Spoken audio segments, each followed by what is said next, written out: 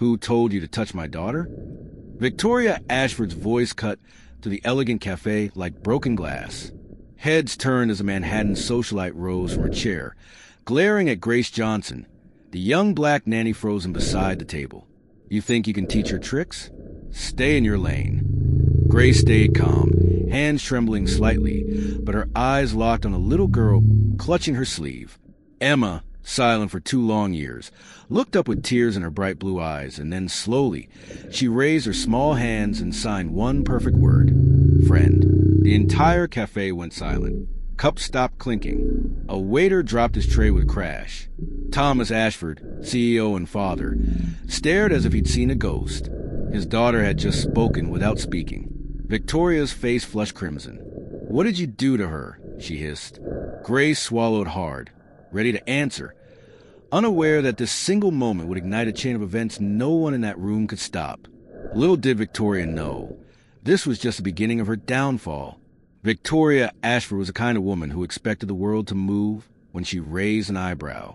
Draped in designer silk and diamonds that caught the cafe lights, she ruled her household with the same icy precision her husband used to run billion-dollar deals. But Thomas Ashford, CEO of Ashford Capital, wore his authority like an ill-fitting suit when it came to his wife. He sat silently at the table, his jaw tight, knowing a storm was coming. Across from them, Emma, their 8-year-old daughter, fidgeted with the hem of her dress. For 2 years, since the night of that terrible accident, not a single word had escaped her lips. Doctors called it selective mutism. Therapists tried everything. Nothing worked. Emma lived in a bubble of silence no one could penetrate. No one except Grace Johnson. Grace was 27, soft-spoken yet strong, a woman who believed kindness was louder than any voice. A graduate in early childhood development, she took the nanny job not for prestige, but for Emma herself. When everyone else spoke of the child, Grace spoke to her, with her hands. The first time she signed hello, Emma's eyes had lit up like sunrise over a quiet city. But Victoria hated it. This is not therapy, she had snapped during their first week together. It's a parlor trick. I will not have my daughter communicating like some street performer. Grace didn't argue.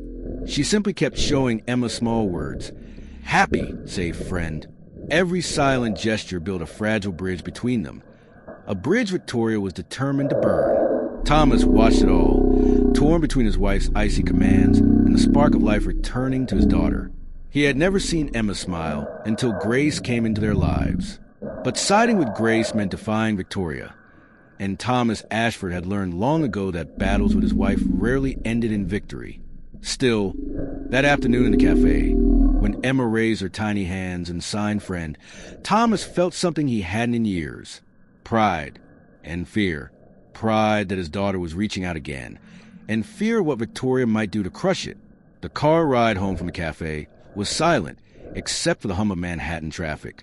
Victoria stared out the tinted window, arms crossed tightly. Thomas opened his mouth twice to speak, then closed it again. Grace sat in the front passenger seat, holding her hand still in her lap, fighting the urge to comfort Emma in the back seat. When they reached the Ashfords' penthouse, Victoria didn't wait for the elevator doors to close before lashing out. From now on, she said sharply, heels clicking across the marble floor, you are to stay away from my daughter unless you're serving her meals or cleaning her room. No more hand games. No more circus tricks. Victoria, Thomas began. No, Thomas. She spun on him, eyes blazing. Our daughter needs proper therapy, not whatever this is. I will not have a nanny confusing her further. Grace lowered her eyes, but her voice was steady. Mrs. Ashford, Emma's making progress. She's communicating. She is being manipulated. Victoria snapped. You're here to follow instructions, not to play teacher. The next days passed like a silent standoff. Grace limited her interactions to meals and bedtime, but whenever Victoria was watching, Emma would slip into the kitchen with her little notebook. Grace would kneel beside her and quietly sign simple words. Good morning. Love. Strong. Each time, Emma's smile grew wider, her confidence brighter. Thomas caught glimpses in the hallway on the terrace of his daughter silently laughing, fingers dancing as Grace showed her new signs. He said nothing, but a spark of hope flickered inside him. It didn't last. One evening, Victoria walked into the sunroom unannounced. Emma was curled up beside Grace, signing clumsily but proudly, Daddy, Happy, Friend. The sight made Victoria's breath catch, not with joy, but with fury. What is going on here? She demanded. Emma froze, her little hands trembling. Grace stood quickly, heart pounding. I told you to stop this. Victoria's voice echoed off the glass walls. Do you think I'm joking? Do you think you could defy me in my own house? Mrs. Ashford, please, Grace said calmly, shielding Emma with her body. This is helping her. You're fired if I see one more of these hand signals, Victoria snarled, snatching the notebook off the table and tearing out the pages. Emma let out a soft cry, the first sound she made in months, and Victoria didn't even notice. That night, after everyone went to bed, Grace sat alone in the staff quarters, clutching a small digital recorder. She'd used it before for class notes at college. Now it had a new purpose. Quietly, methodically, she began documenting everything.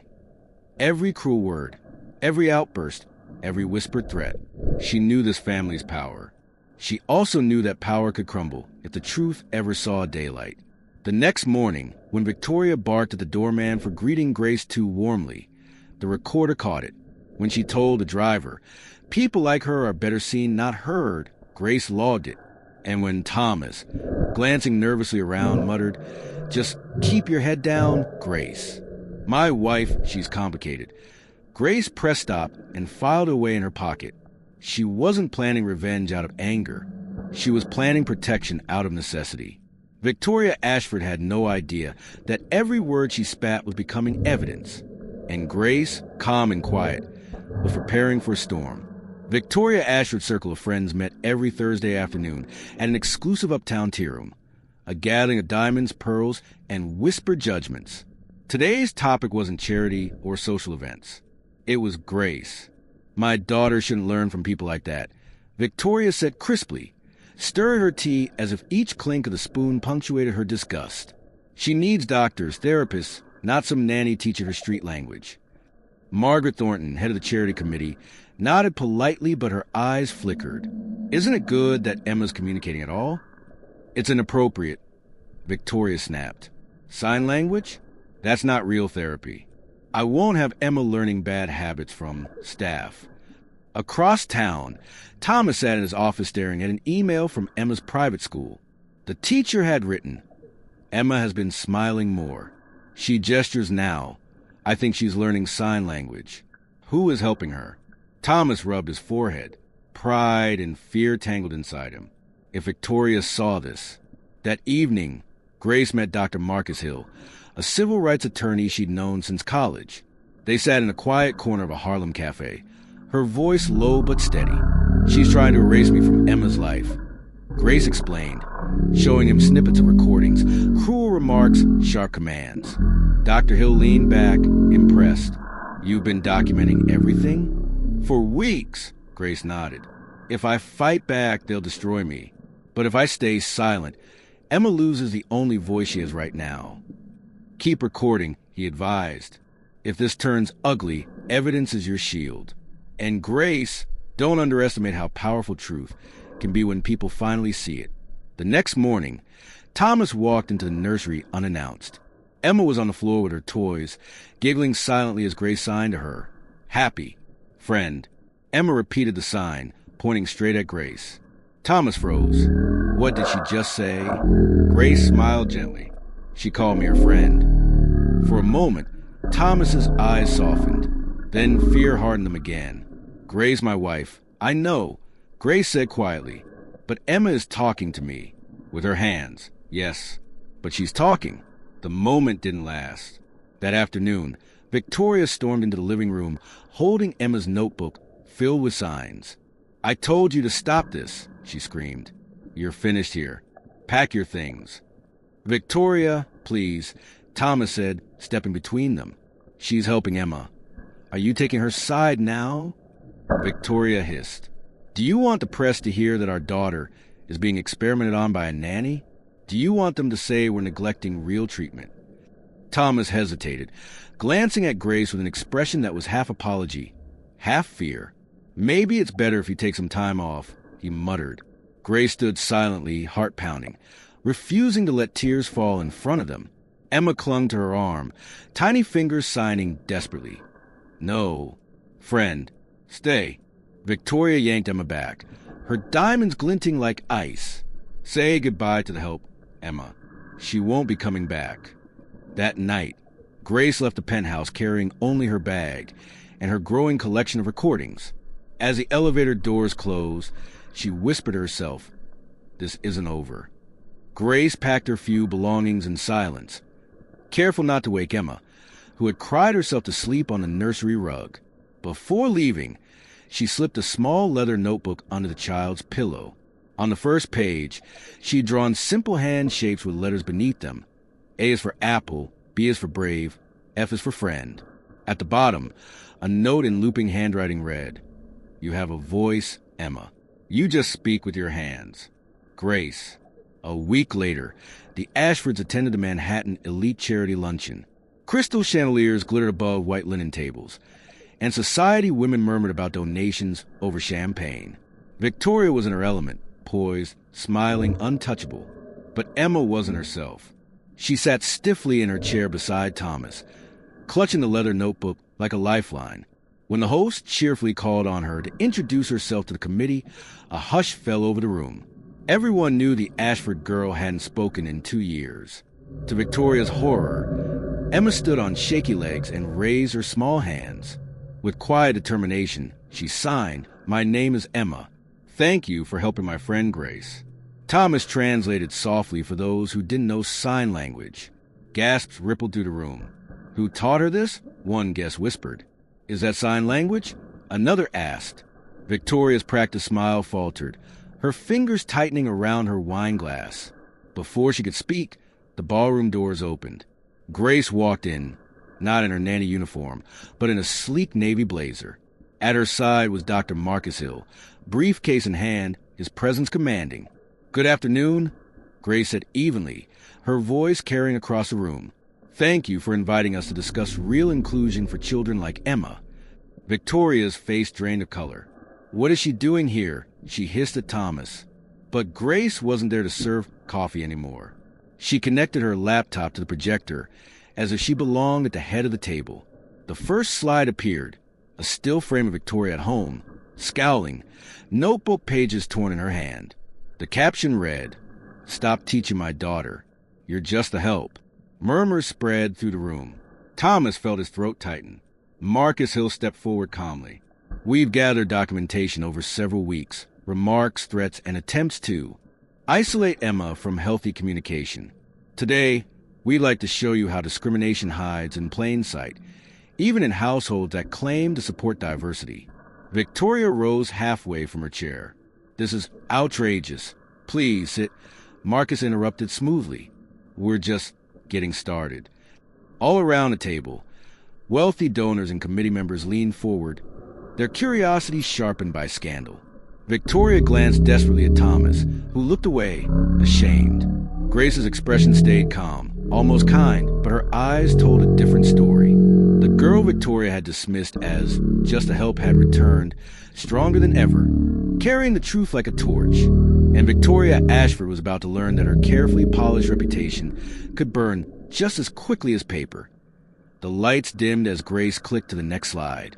A video clip filled the ballroom screen. Victoria in the Ashford penthouse, her voice sharp and unmistakable. "Stop teaching her those ridiculous signs. You're just a help, Grace. My daughter doesn't need your tricks. She needs to stay in her place, and so do you." Gasps echoed around the table. Several women exchanged horrified glances. Margaret Thornton, the committee chair, set down her teacup with a sharp clink. "That's not what it sounds like." Victoria blurted, rising to her feet. Grace remained calm, her hand steady on the laptop. "There's more." The next recording played. Victoria on the phone with Emma's school principal. "We need to make sure Emma isn't influenced by people like her. This nanny doesn't know her place." Thomas buried his face in his hands. Every word was crystal clear. every ounce of prejudice undeniable.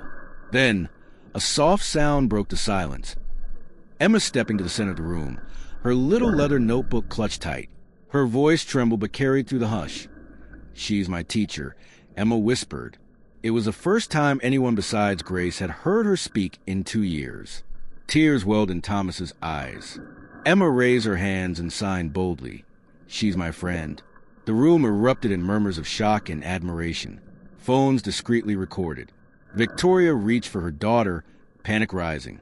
"Emma, honey, you don't understand.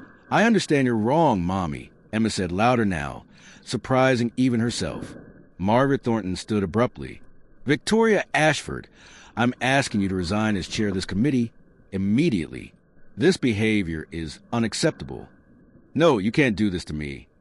Victoria's voice cracked, the flawless socialite mass-shattering. "Thomas, say something." But Thomas rose slowly, turning not to his wife but to Grace. "I owe you an apology," he said hoarsely. "You gave my daughter back her voice, and I was too afraid to stand up for you." A round of polite applause rippled through the room. Not for Victoria, but for Grace and the brave little girl beside her. Victoria looked around at faces she once commanded, now filled with cold disapproval. In that moment, her power crumbled. 6 months later, the old Ashford penthouse nanny was gone, replaced by Grace Johnson, now director of the Manhattan Center for Inclusive Education. The once quiet staff quarters had transformed into classrooms alive with signing hands and laughing children. Emma sat front row every weekend, fluent in sign language, proudly calling Grace her mentor. Thomas Ashford stood at the ribbon cutting, announcing a major donation to expand Grace's program. "You didn't just teach my daughter to speak," he said, voice breaking. "You taught me to listen." Victoria was nowhere to be seen. Word in society circles was that every committee seat, every charity board she clung to, had quietly asked her to step down. Grace looked at Emma and smiled. "True revenge isn't destroying your enemies," she said softly. "It's building something beautiful they can't touch." Stories like this prove that kindness and courage always win. Subscribe for more powerful stories of justice and hope.